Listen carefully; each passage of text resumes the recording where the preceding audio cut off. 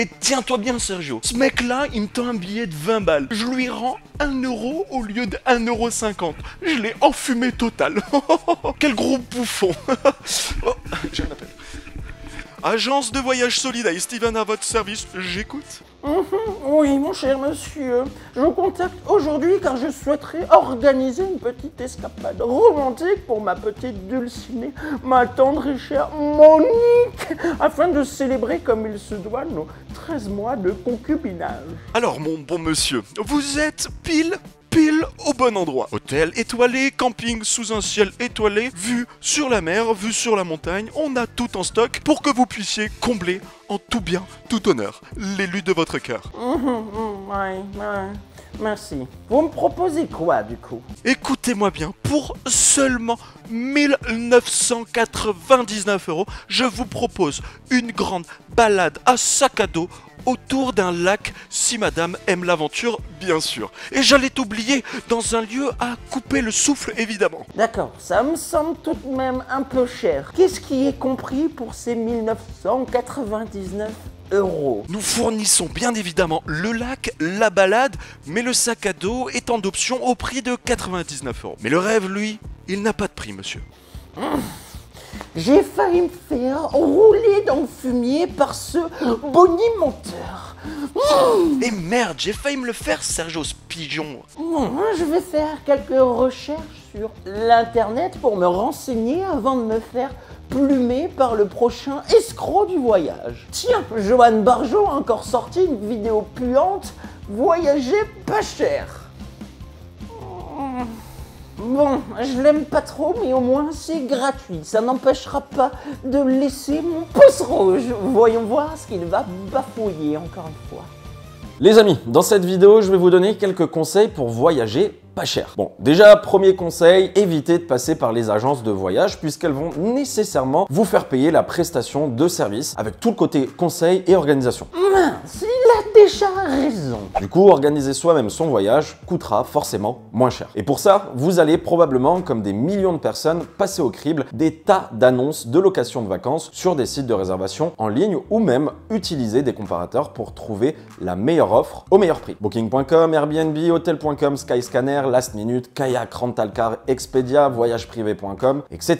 La liste est longue, mais je suis sûr que vous en connaissez la plupart. Mais est-ce que vous les connaissez vraiment? Est-ce que vous savez réellement comment tous ces sites fonctionnent? Dans cette vidéo, je ne vais pas simplement vous donner quelques conseils à la volée pour payer moins cher vos vacances. Mieux que ça, on va voir ensemble tout ce système, toute cette face cachée du business des comparateurs et sites de réservation en ligne. Hâte de découvrir la face cachée de la face cachée. Croyez-moi, il y a beaucoup de choses à dire et vous allez comprendre comment trouver les meilleures offres au meilleur prix. Pour ceux qui ne me connaissent pas encore, je m'appelle Jordan Braco, web entrepreneur et business coach et vous regardez un nouvel épisode de 7 minutes focus. Et comme d'habitude, ça ne durera pas 7 minutes. Allez, pouce rouge. Mais je vais quand même écouter ce qu'il a à dire.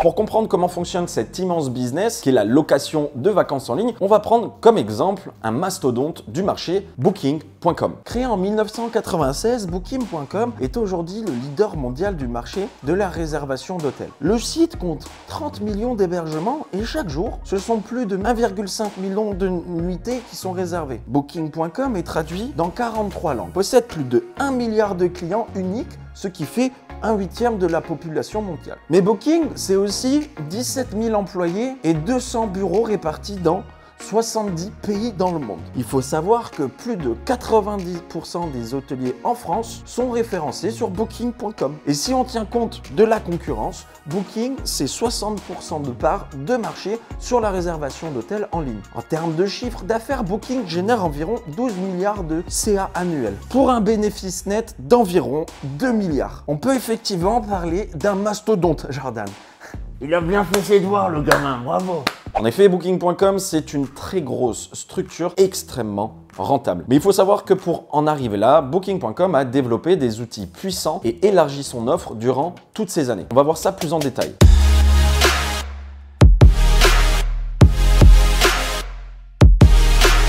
En vous expliquant le business model de Booking.com, vous allez vite comprendre comment les prix des locations sont fixés et comment vous allez pouvoir payer moins cher. Ah, enfin. Déjà, il faut savoir que Booking.com est un site d'affiliation. C'est-à-dire qu'à la base, Booking travaille en partenariat avec des hôtels. Et à chaque fois qu'un internaute passe par Booking pour réserver une nuit d'hôtel, eh bien l'hôtelier verse une commission à Booking de l'ordre de 10 à 25% du montant total de la réservation. Et avec 1,5 million de réservations par jour, vous comprenez pourquoi il génère autant de cash. Une affaire bien ficelée encore. D'ailleurs, c'est un peu le même principe que Airbnb. À chaque fois qu'un internaute réserve un logement sur Airbnb, le propriétaire du logement verse environ 3% de commission à la plateforme. Mais Airbnb facture également aux clients des frais de service. Ces fameux 3% reversés, c'est de l'affiliation. Seigneur, j'ai encore failli enrichir ces vautours. Ils sont partout. Du coup, ça induit que les annonceurs, donc les hôtels, doivent changer leur politique de prix pour absorber le coût des commissions qu'ils devront reverser. Mais aussi pour ne pas se faire manger par la concurrence. D'ailleurs, et vous ne le savez peut-être pas, mais Booking.com met à disposition plusieurs outils à ses partenaires pour se démarquer de leurs concurrents. Et notamment un outil payant qui permet aux partenaires d'être affichés en tête de liste des annonces, tout comme un site peut payer Google pour apparaître en tête de gondole des résultats de recherche. Intéressant. Ok, le référencement payant, plutôt banal comme outil. Mais connaissez-vous le Rate Manager? Le Rate Manager, c'est un outil algorithmique qui permet aux partenaires d'optimiser automatiquement leurs tarifs journaliers. Pas du tout compris là. Pour faire simple, c'est un robot qui va calculer et mettre à jour les tarifs d'une chambre d'hôtel, par exemple, en s'appuyant sur des tas de critères comme la concurrence, la saisonnalité, la météo ou des événements particuliers comme des concerts importants, par exemple, ou encore des festivals. Ce qui veut dire qu'une même chambre d'hôtel peut valoir 100 € à 8 h du matin et 115 € quelques heures après. Ou 100 € le lundi et 115 € le samedi. Ah, ça, on le fait déjà. Les annonceurs qui utilisent le Rate Manager le font pour optimiser leurs tarifs et donc optimiser leur rendement. Si par exemple un hôtel n'arrive pas à louer ses chambres, le Rate Manager va modifier les tarifs pour optimiser les revenus de l'hôtel et donc de Booking, puisqu'il vaut mieux réussir à louer une chambre moins chère plutôt que de ne pas la louer. C'est d'ailleurs sur ça en particulier que s'appuie la liste lastminute.com. Du coup, vous comprenez qu'en fonction de différents critères, à certains moments, vous pouvez obtenir une même chambre d'hôtel 10% moins chère. Mais comment c'est possible, Jordan? En fait, l'algorithme repose essentiellement sur l'offre et la demande. Si l'algorithme voit qu'il y a beaucoup de demandes sur une même offre, les prix peuvent augmenter. En revanche, si personne ne s'intéresse à une offre, potentiellement, le prix va baisser. Et il y a aussi cette fameuse douille que vous connaissez certainement et qui consistait à augmenter le tarif entre deux connexions. C'était donc ça. Et si vous voulez pas que le tarif augmente entre deux connexions sur cette chaîne YouTube, pensez à vous abonner et à liker cette vidéo. Ça fera plaisir à l'algorithme. Les sites de réservation de vol en ligne ont d'ailleurs fait polémique avec ça. En gros, si vous faites des recherches comme un vol Paris-Malte par exemple, que vous quittiez le site et que vous y retourniez dessus pour payer, il arrivait que les prix augmentent comme par enchantement. Parce que le site traquait votre activité et il savait que vous prévoyez de partir à Malte. Du coup, boum, et c'est une hausse des tarifs. Il nous espionne, c'est une violation de la vie privée. Et dans ce cas, il fallait vider ses cookies, se mettre en connexion privée ou changer d'IP pour retrouver les prix normaux. Bon, ça c'est devenu illégal et forcément il est plus rare de rencontrer ce genre de douille. Sauf chez Steven Saul, c'est encore monnaie courante. Ce qui n'empêche que Booking.com utilise un algorithme très puissant pour mettre à jour continuellement sa politique de prix en fonction de plusieurs critères et des nombreuses datas qu'il récolte depuis des années. Et en sachant ça, vous pourrez maintenant vous amuser à comparer à différents moments de la journée ou de la semaine les tarifs. Vous obtiendrez sûrement une petite réduction.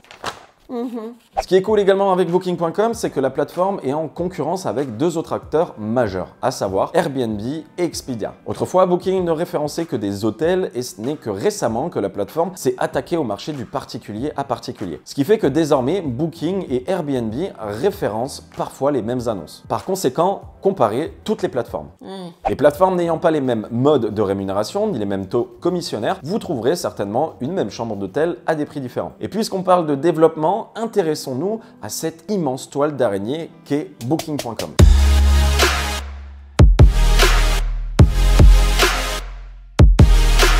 Il faut savoir que Booking.com appartient au groupe Booking Holding, ce qui signifie que l'entreprise dispose d'un réseau d'entreprises qui lui permet de s'étendre à d'autres marchés et de compléter son offre. Comme vous pouvez le voir sur Booking, le site propose également de la location de particulier à particulier, donc comme Airbnb, mais propose également la location de vols avec kayak et de véhicules avec rentalcar.com. Oui, tout ça appartient à Booking.com. Les fumiers.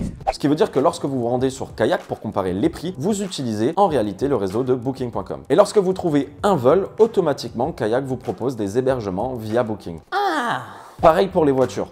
Et pareil pour les expériences. Oui, vous avez aussi la possibilité avec Booking.com et son service Expérience de réserver des activités, voire même de chercher un logement en fonction des activités que vous voudriez faire. Par exemple, si vous voulez visiter le Louvre, Booking vous proposera des logements à Paris et vous fera des recommandations pour le transport. D'ailleurs, en 2018, Booking.com a officialisé un partenariat avec Grab et Didi Chuxing, une entreprise de VTC, dont de location de véhicules avec chauffeur, qui n'est autre que le Uber chinois. Encore une dérive de la mondialisation. En 2016, Booking a également lancé Booking.com pour les agents de voyage afin de s'immiscer dans le marché du tourisme d'affaires. Tout ça pour dire que Booking est une gigantesque toile d'araignée qui tisse des liens avec des tas de partenaires et qui investit dans l'élargissement de ses services. De la même manière qu'Expedia a des intérêts avec Hotel.com ou Trivago par exemple. Il semblerait hélas que personne n'ait d'intérêt avec mon agence, en revanche. La question est plutôt, est-ce que ton agence mérite de l'intérêt? C'est pas une toile d'araignée, putain, c'est un piège à rats. Du coup, on peut se poser la question, est-ce que l'on peut réellement faire confiance à ces plateformes qui ont le monopole du marché? Est-ce que c'est réellement une bonne affaire de passer par ce genre de plateforme pour trouver les meilleurs logements au meilleur prix? C'est là toute la question. C'est la mienne également. Parce qu'a priori, si les agences de voyage coûtent un bras et que les Booking, Airbnb et compagnie jouent avec les prix, comment réussir à faire des économies et à voyager moins cher? Comment, Jordan? Eh bien, c'est ce qu'on va voir dans cette dernière partie de la vidéo.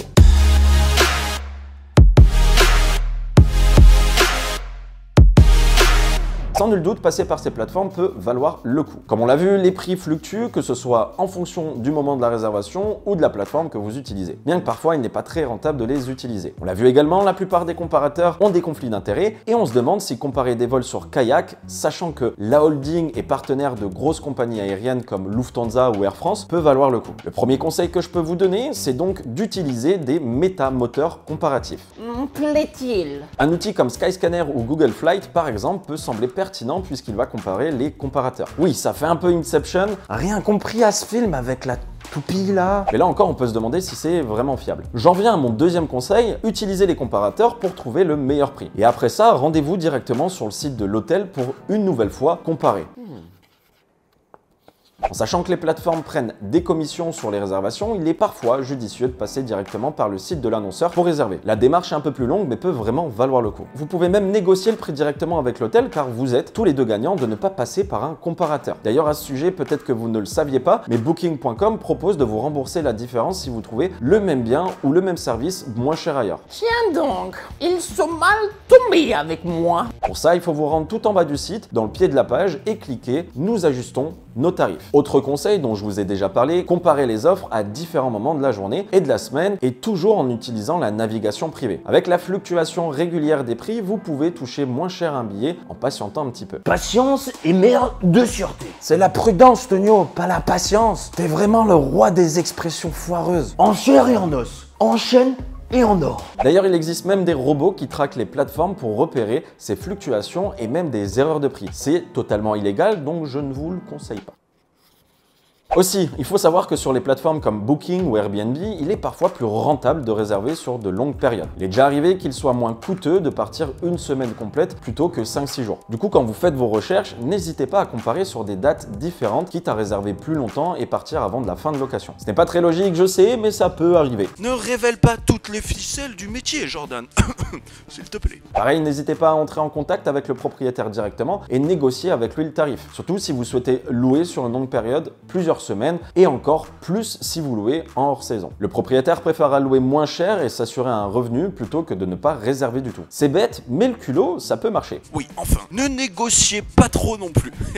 Bon, je peux aussi vous parler d'un tas d'autres méthodes pour voyager pas cher, comme louer votre logement pendant que vous partez en vacances, faire un échange de maison avec Home Exchange ou partir en septembre plutôt qu'en août. On peut échanger nos maisons, Jordan, si tu veux. Ou bien encore vous parler des offres privilèges ou des sites de dernière minute, par exemple. Mais beaucoup d'autres vidéos parlent déjà de tout ça. Ce qui m'intéressait aujourd'hui, c'était de vous parler de toute cette face cachée des sites de réservation en ligne dont on ne parle pas assez selon moi. J'espère en tout cas que cette vidéo vous aura plu. À toutes celles et ceux qui partent en vacances, je vous souhaite de très bonnes vacances. Je vous dis à la semaine prochaine pour une nouvelle vidéo. C'était Jordan Bracco. Peace. Merci pour ces conseils, Johan.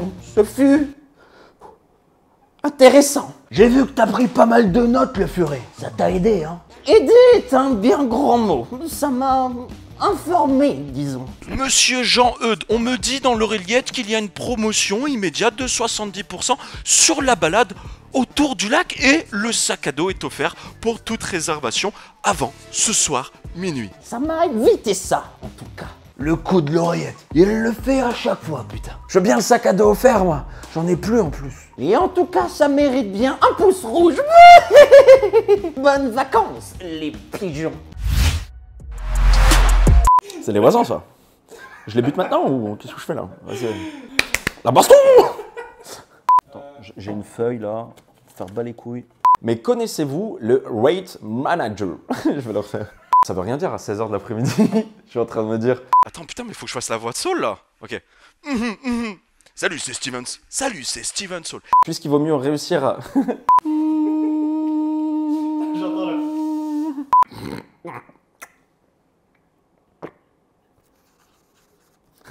C'est bien dégueulasse. Et toi, et moi, et vous, plus tous ceux qui le font. D'ailleurs, vous pouvez sur le dark web acheter de la drogue, mais je ne vous le conseille pas. Vous avez fait du bruit, mademoiselle. J'ai la montre qui me nique les poils. Home Exchange. Bonnes vacances, les pigeons. Coupé. N'oubliez pas de vous abonner, les amis. Merci.